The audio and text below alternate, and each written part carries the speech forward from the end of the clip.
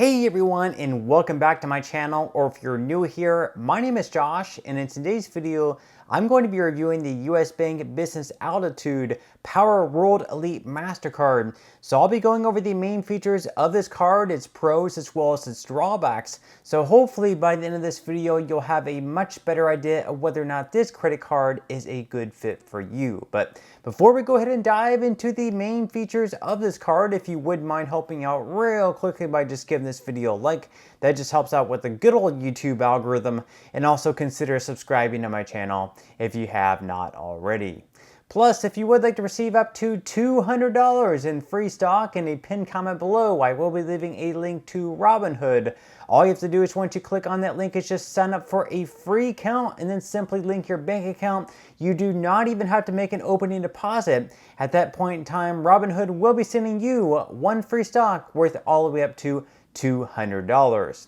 Okay, so diving right into the main features of this card. First off, we're going to be talking about points and how you can earn them with this card. So starting out, you will be earning 6 points per dollar spent on hotels and car rentals, as long as you book that directly in the rewards center of US Bank. You'll also be earning 2.5 points per dollar spent on up to $5,000 in mobile wallet purchases each and every quarter. And then finally, on all other transactions, you will be earning 2 points per dollar spent.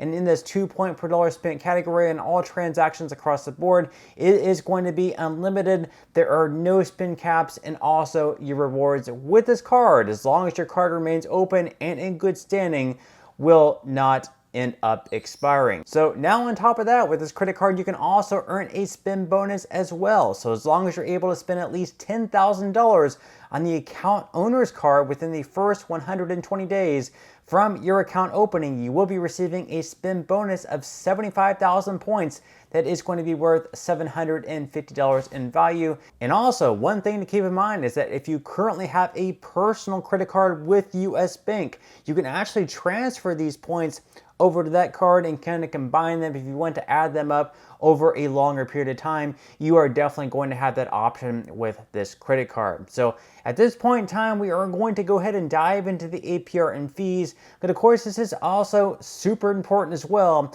So starting out, your purchase APR is going to fall anywhere between 20.24 to 28.24% based on your credit worthiness. So unfortunately, unlike some of the other credit cards that they have, or like some of the other credit cards you see out there on the market, they are not currently offering like a 0% introductory APR for the first 12 to 18 months.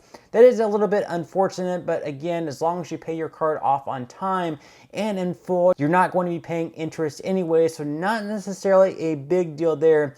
Then as far as balance transfers go, just like your purchases, they are also not offering a 0% introductory APR on your balance transfers either. Now perhaps later down the line they might do so. Maybe they'll offer like a 0% APR for, let's say, like 12, 15, or 18 months. But right now they're not offering that. Instead, your APR on balance transfers is going to be anywhere between 20.24 to 28.24% based on your credit worthiness. Then as far as cash advances go, on this channel we usually recommend to stay far away from cash advances. This of course should not be considered financial advice, just my own personal reasons.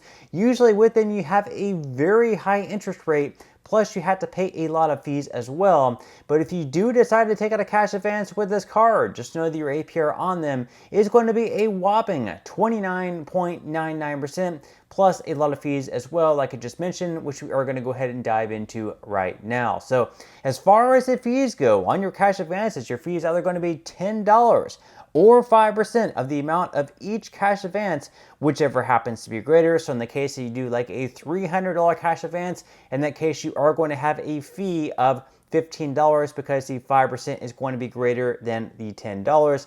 Then, as far as balance transfers go, even though starting out it's not going to make a lot of sense to do a balance transfer, because you're really not going to be saving that much. Even if you do transfer a balance from one card over to this one, you might save a few percentage points, but maybe the fee is going to offset that anyway, so it's probably not going to make much sense.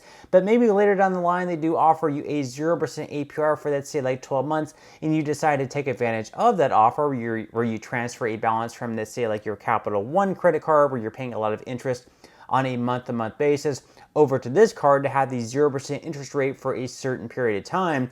Well, that's not going to be completely free because there is going to be a fee on your balance transfer. That fee is going to be $5 or 3% of the amount of your balance transfer, whichever happens to be greater. Now, thankfully with this card, if you happen to travel outside the country, if you travel abroad, this is a credit card you can definitely take with you and you will not be hit with any extra foreign transaction fees. This is a huge plus because some of the other credit cards out there on the market, unfortunately, do have a foreign transaction fee of anywhere between 3 to 5%. So the fact that this credit card does not have a foreign transaction fee, that is a pretty good plus. And then you're also going to be earning the 2 points per dollar spent, even internationally.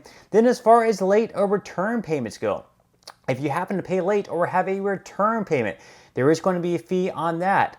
That fee is going to be $40. So maybe for the first time, if you happen to pay late, you could always try calling into US Bank and ask if they will waive that fee for a one-time convenience, maybe even a second-time convenience if you slip up a second time. But I would definitely recommend perhaps looking into setting up auto pay or marking your calendars. Do whatever works best for you. Just make sure that you are paying on time. That way you can just avoid that $40 late payment fee altogether. And then finally, as far as the annual fee goes, unfortunately, there is going to be an annual fee with this credit card. The annual fee with this credit card is going to be $195 for the account owner. Then if you add any of your employees to the credit card, luckily with that, there is no annual fee for your authorized employees. So you're not going to be paying anything extra for employee cards. I guess that's a perk, but you're still going to be paying $195 every single year for keeping this credit card. So you're going to have to analyze each and every year whether or not you're getting at least $195 back in value, and probably more than that to make it worth keeping this card on a year-to-year basis. So now that we went over the main features of this card as well as the APR and fees, at this point in time, we're going to go ahead and dive into what I would consider to be the best things about this credit card and the biggest drawbacks about this credit card. So we're going to start out with the good things. The first good thing, of course, is the fact that you can earn 2.5 points per dollar spent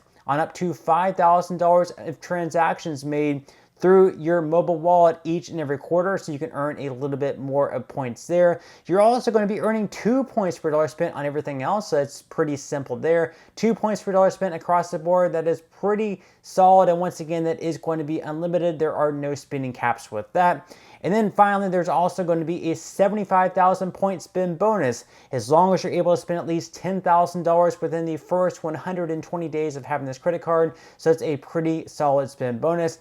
And then finally, the last thing I will say is the fact that this credit card has no foreign transaction fees. So again, if you happen to travel outside of the country, this is a card you can definitely take with you and continue using and continue earning the 2 points per dollar spent. So those are the best things about this credit card as far as the drawbacks go. The first drawback, of course, is that annual fee. That's unavoidable, $195 every single year. Are you getting at least $195 back to make paying $195 worth it? Also, you're not going to be receiving an introductory APR on either your purchases nor your balance transfer. So I guess that's a pretty good drawback as well, considering that many other credit cards out there right now are offering a 0% introductory APR for at least, let's say, like 12 to 15, some even 18 months. And then also there aren't like any additional perks that make this credit card really worthwhile. Like you're not getting like a TSA pre-check credit or anything like that, or any great credits to really, offset the $195 annual fee.